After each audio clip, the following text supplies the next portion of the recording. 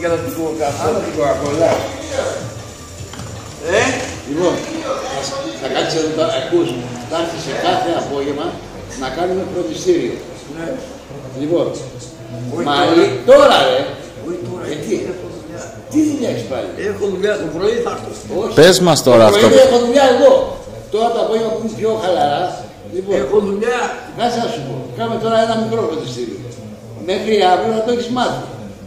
Εντάξει, λοιπόν, μαλλί μπαμπάκι. Μαλλί μπαμπάκι. Σολί φαρμάκι. Σολί Φαρμάκι. φαρμάκι. Ωραία, πες άλλη μια φορά γιατί το πες καλά. Σολί μπαμπάκι. Όχι, Φαρμάκι. φαρμάκι, μπράβο. Τώρα όλο μαζί. Πάμε στην αρχή. Μαλλί. Μαλλί. Φαρμάκι. Μπαμπά. Μαλλί. Μπα.